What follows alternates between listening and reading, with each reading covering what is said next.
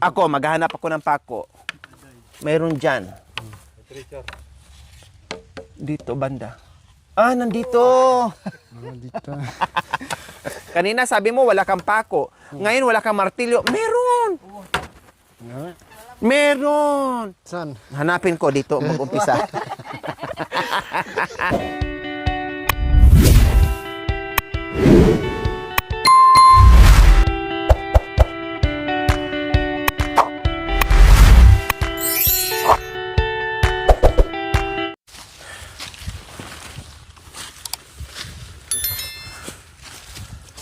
So ayan, muling paglalakbay dito sa kabundukan. Maraming salamat po pala sa ating mga mapagmahal and very generous sponsors, sa ating mga subscribers, followers, YouTube members, viewers, commentators, at sa lahat na nagtiwala sa aking munting adikain. Muchas gracias. Yes, nandito tayo ngayon dahil meron na naman tayong babalikan. Yes, may babalikan tayo. Solo flight. Solo flight kami ngayon. No, solo flight ng cameraman, solo flight ng sarili ko.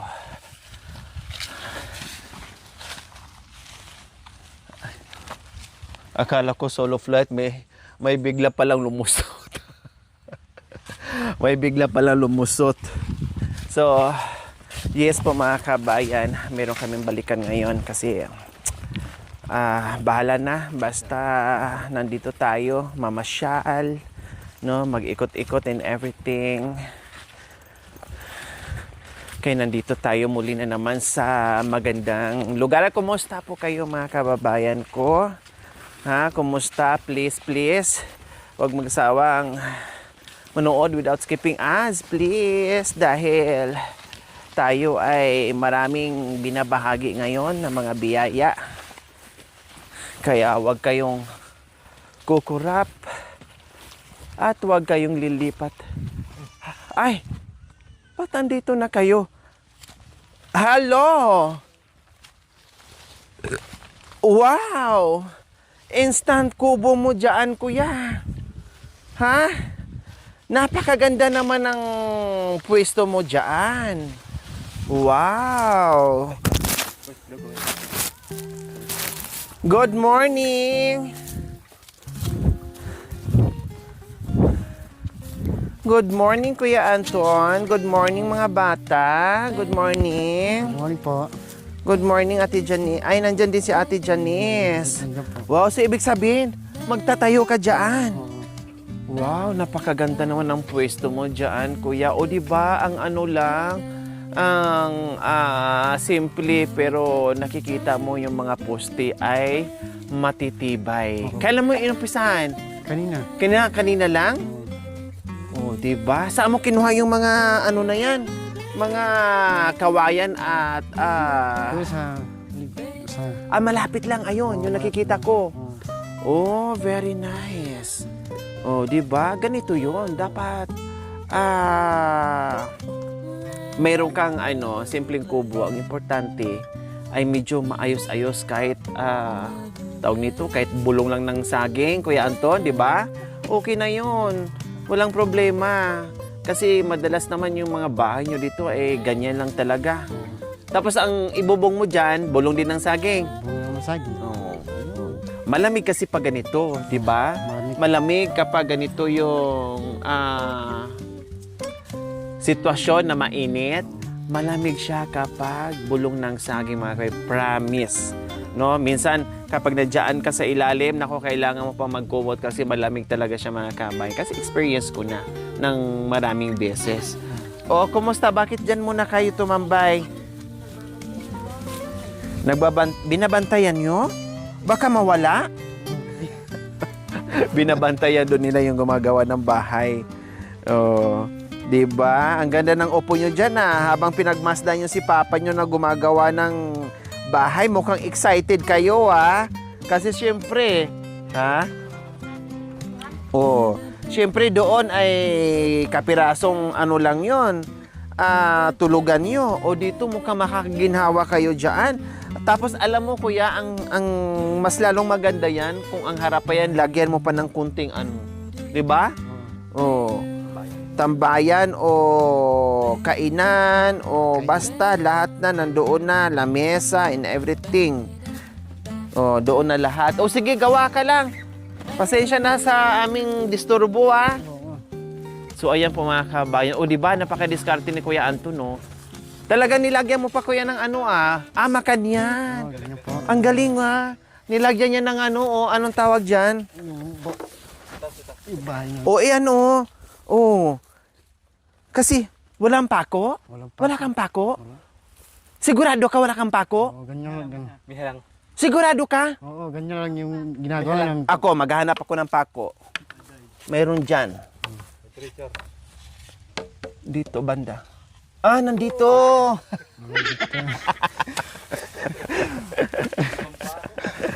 Isang pako na may bala. Dalawa. Ang galing ni Kuya.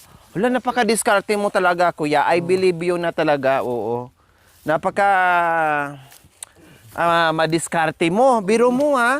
Kasi wala siyang pako mga kabayan. Walang pako. Ano bang tawag doon? Talagang ano siya mga kabayan. Lumabas ang pagiging talino nila dito sa buhay kabundukan. O di ba? Dahil syempre anong pampako nila and everything. Buti lang maestro dito oh. Tapos ito, ginaganyanan niya kasi matibay na yan. Hindi na basta-basta oh. Ang galing mo kuya ha. O tinan mo oh. Hindi mo na mahugot oh. Hindi naman. Akala mo may pako na. O tapos dito ano gagawin mo kuya? Lagyan ng blong. Hindi, ito to. Tatali mamaya. Itali na lang. Oo. Grabe. Kaya totoo nga yung sinabi ni Ate Janice sa'yo na napakasipag at madiskarte mong mister. Oo. Nakita ko naman. O biro mo, ang tibay-tibay. Hala, grabe ko yan, no? Oo, tama lang itong mga ganito. Kasi nandito na kayo sa taas. Delikado pag humangin. Pero gusto ko sana, kuya, yung kubo mo, ganyan ka-taas, oh. Ganyan. Oh, yan. Yung gagamit ka pa ng hagdanan. Oo. Gusto mo? Hindi. Nakahindi. Kay ka ma-joke. Si masyado kay seryoso. Wow! O, di ba? Meron naman ako bagong natutunan ngayon sa walang pako, sa kabundukan, na gumagawa ng ganito. Ito lang ang gagawin nyo. Tapyasan nyo lang dito, banda. Yan, tapyasan nyo lang, nipisan nyo lang yan kalahati, halos, tapos itutuping ganyan. Napakatibay na, oh.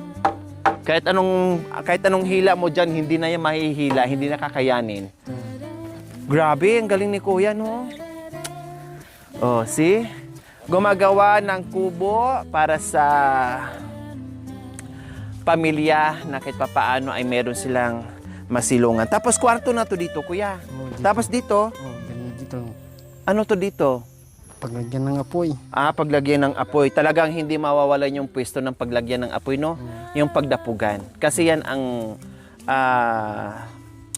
kumot niyo pagdating sa gabi, pag malamig na malamig na. Malamig yung Kumain na kayo? kumain na kami kanina. Anong ulam? Yung kanyang bangus. Wow! Kahit pa paano. Tapos karo. Oo. Karo. Kare. Kare. Ang tahong ni Carla. Kare. Ang tahong ni Carla. Yung taho ng kaya. Garo-garo. Garo. Ay, dago, pinapatawa lang kita, Kuya. Kasi alam ko, kahit anong pagod mo, kahit anong bigat ang mga dala mo, pero hindi kita nakitaan na nakabusangot ang mukha. Laging smile. Positibo lagi ang mukha ni Kuya. Masaya. Masarap siyang kasama. Masaya. Atapang na atao. Tapos, malakas. Mabilis. Yun nga lang. Medyo nangiiwan lang siya. Kuya! Saan ka na? Mag-antay ka naman. Kasi ang hakban ni Kuya, gumakan niya. Ang bilis siya maglakad mga kabayan. Siyempre, ang lakad namin, usad pagong lang. Kasi grabe na. Pero siya, Diyos ko, panay tawag ako, Kuya! Antay! O, nandoon na naman siya sa unahan. Mag-antay na naman siya. Sanay ka na kuya, no? Sanay na kami po. Alam mo, kinakabahan kaya ako kuya nung nandoon sa bangin nangunguha ka ng mga, kahoy. Kinakabahan ako. Kasi ginaganyan-ganyan mo lang yung mga Ganyan naghahabol ng baboy. Ay, makanyan? Oo. Tumakbo yung baboy, ganyan ka naman. Kumbaga kung anong bilis ng baboy, ganun ka rin kabilis. Hinuhuli nyo? Inuhuli. Yung hindi mo barilin, huhulihin lang talaga? Hindi, babalin. Barilin muna. Oh. So madalas ka na nakakahuli ng mga ganyan. Maraming yan. Napatay yung baboy. Pero kagabi, meron sana doon sa amin banda. Oo, sa... Kailang wala. Hindi rin mahuhuli. Oh. Makita mo yung may... Doon. Oh, ayun yung may sunog. Oo, may... Sino nag-ano dyan? Kami. Hindi Nakakuha kayo? Hindi. Tumakbo yung baboy. O bakit hindi rin kayo tumakbo kung tumakbo ang baboy? Ang bilis. Mabilis? Oo. Dapat para mas mabilis maunahan nyo, bangin yan. Habang tumatakbo yung baboy sa bangin, tumalo na rin kayo doon sa ibaba para maunahan nyo. Yung aso, hinahabol. Ha? Yung kasama. Hindi rin nakakayanan yung aso? Ay, hindi rin nakakayanan ng aso habulin? Yan yung aso. Katapos, dito naman siya. Yung baboy. Nahulog sa bangin? Oo. Eh, paano yun? Namatay na siya? Hindi. Tumakbo na naman. Sayang. Grabe, ang layo niyan, kuya, oh. Imagine mo, napakalayo niyan, ha? Yung katabi niyang yung post.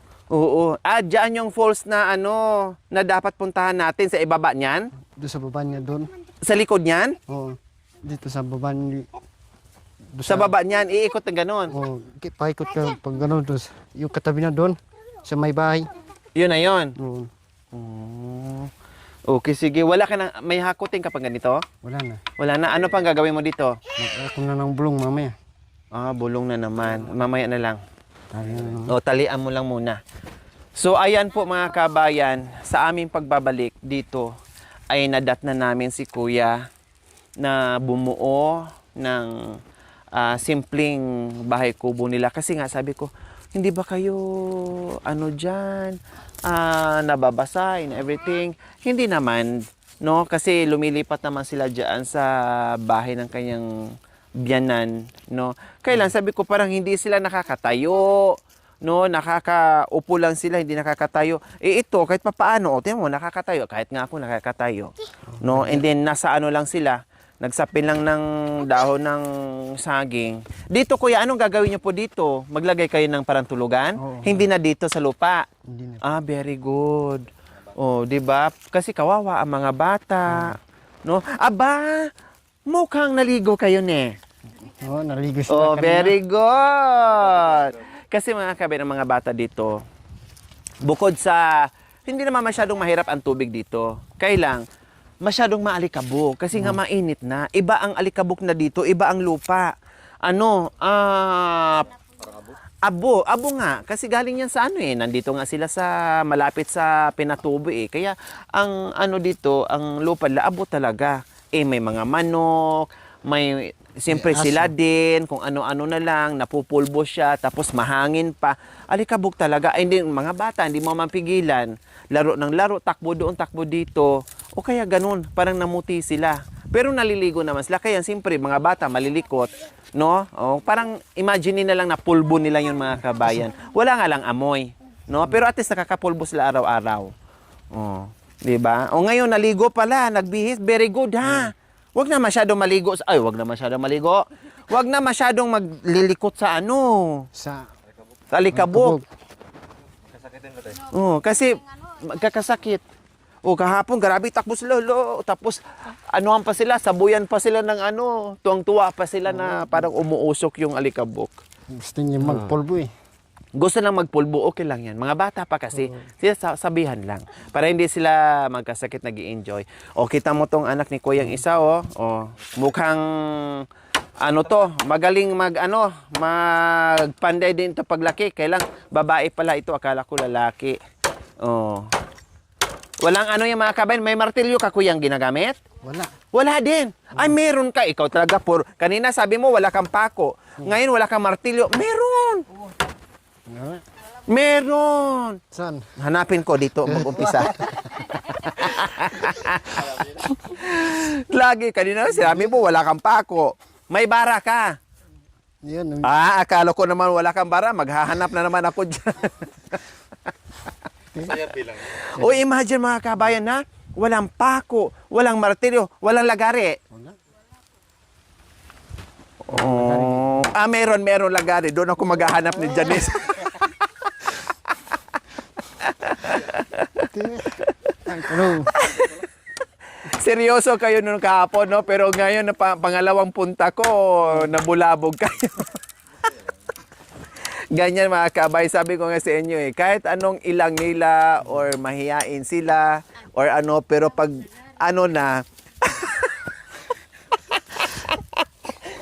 ay, Diyos ko. Pero pag yung makapangalawang araw, kahit nga isang araw lang, bahala ka unong seryoso dyan. Pag ako nakausap, talagang hindi mapipigilan. Tatawa talaga kahit anong buryo ng pamilya na madatnan ko. O imagine ha, walang walang pako, walang martilyo, walang lagari, pero nakakabuo si kuya ng ganyan. Gamit lang niya ay itak lang. See?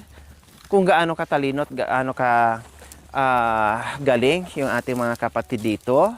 Pero ako enjoy sa mga ganitong tirahan mga kabayan. Kung ako nga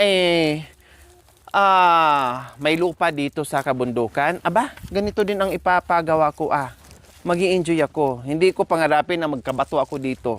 Promise. Ganito, sapat na sa akin. Ang importante, meron lang ako makain. Nako, wala nang problema yan. So lahat yan, kuya, tali lang. tali lang. Wala nang di nagtatali doon. Dito lang. Dito lang. Kasi ito, ayan maano na kasi ito. Ito na yung pinakapako niyan So dito na lang para hindi siya liparin. O di ba ang tibay mga kabayan? Lalo na pag nalagyan to ni kuya ng bulong. Nako. Na to? Hindi mo na halos mauga-uga.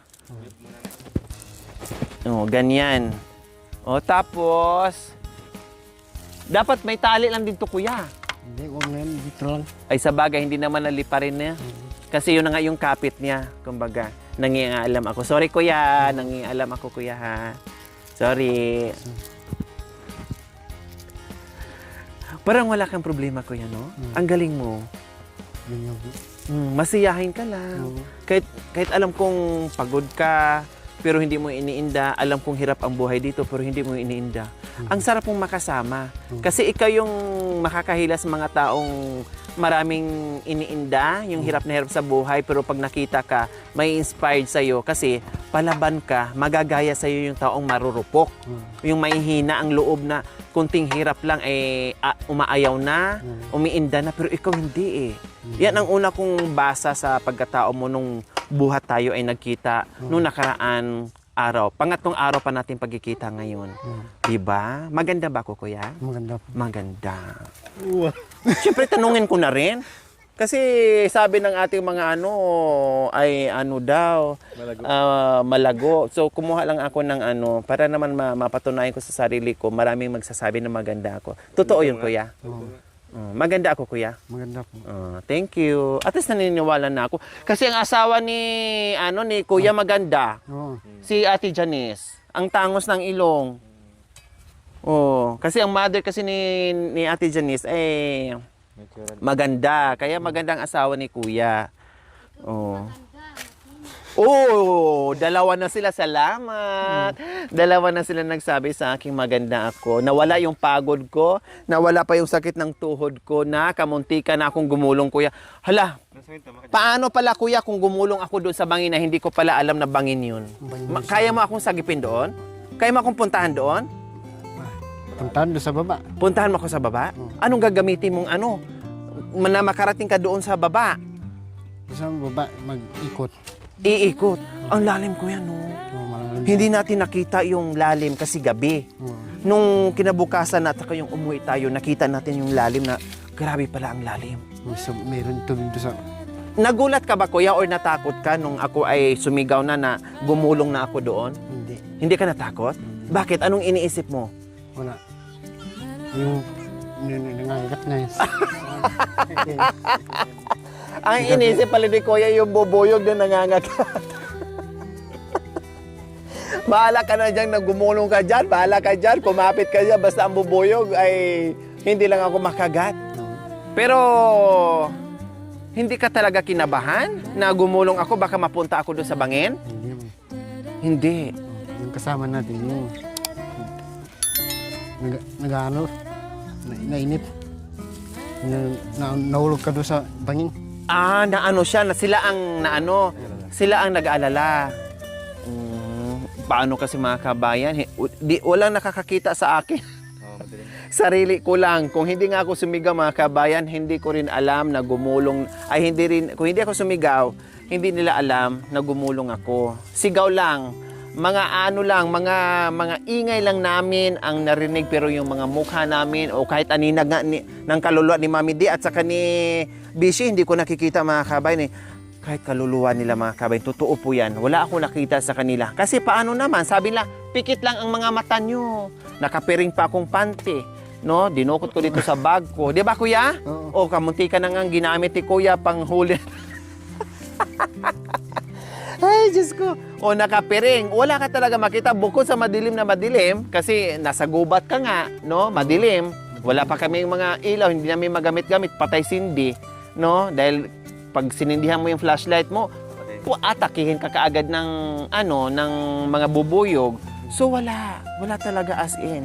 Pero awa ng Diyos, merong putol na kahoy. Kuya, no? Kung wala yung kuya, Wala. diretso ako doon. Kasi kahit mahawakan ako ni Bishi at saka ni Mami D, hindi ako kakayanin kasi maliliit sila. Ang bigat ko at saka ang bigat ng bag ko. Mahila ko sila. Baka 3 pa kami ang magdamayan doon kung nagkataon niya walang kahoy. Kaya salamat sa kahoy na kapirasong kahoy na doon ako sumabit. O, di ba? Gumanyan to mga kabayan, no? Parang ito yung kahoy. Umikot yung bag ko. Pumulupot yung bag ko dito sa sanga. Ito ang pumulupot kaya hindi ako dumiretso sa sanga. Kaya salamat din sa bag. At siyempre sa Panginoon, yung anghel na sumama sa atin na hindi pa tayo pinahintulutan na yun ang mangyayari sa atin. Okay? So, ayan po mga kabayan. See you next episode. Maraming salamat po sa iyong panonood. At ito na naman po ang ating napasyalan, Bagong Pamilya. Isang natagpuan ko naman po mga kabayan na napakasipag, na nakakaiba, na talagang walang kinakatakutan dito sa kabundukan. Okay? Na si Kuya Anton. O, bye!